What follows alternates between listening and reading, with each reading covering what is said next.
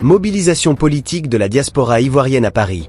Un signal fort contre un éventuel 4 mandats de Ouattara. Le 30 août dernier, les rues de Paris ont été le théâtre d'une manifestation organisée par le Front commun France, regroupement de femmes ivoiriennes de la diaspora.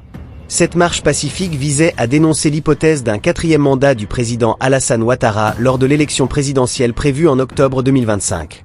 Un appel au respect de la Constitution.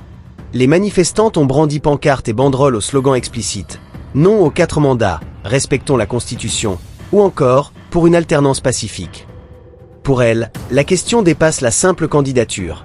Il s'agit de défendre l'intégrité de l'état de droit et d'éviter que la Côte d'Ivoire ne sombre dans une spirale de crise politique répétée. Leur revendication principale, des élections inclusives, libres et transparentes, où chaque acteur politique aurait la possibilité de concourir dans un cadre équitable. Le rôle moteur des femmes de la diaspora. La particularité de cette mobilisation réside dans l'identité de ses organisatrices. Les femmes du Front commun France affirment vouloir incarner une voie différente, celle de la stabilité, de la paix et du dialogue. Elles rappellent que ce sont souvent les femmes et les enfants qui paient le plus lourd tribut lors des crises politico-militaires en Côte d'Ivoire.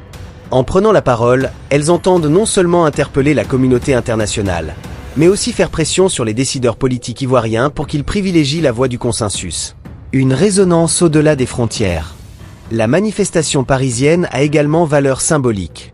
Elle démontre la volonté de la diaspora ivoirienne, forte de centaines de milliers de personnes en Europe, de participer activement au débat politique de leur pays d'origine.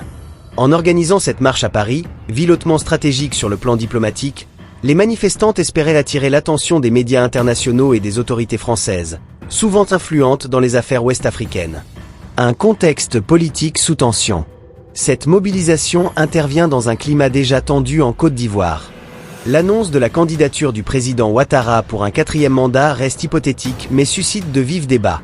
Ses partisans mettent en avant la stabilité et les acquis économiques de ses mandats précédents.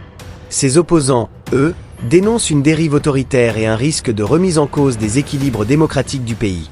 La diaspora, par cette marche, exprime donc une crainte partagée par une partie de l'opinion publique, que les élections de 2025 deviennent une nouvelle source de division et de violence. Quelle suite possible ? Si cette marche n'a pas rassemblé des foules immenses, elle marque toutefois un signal politique clair.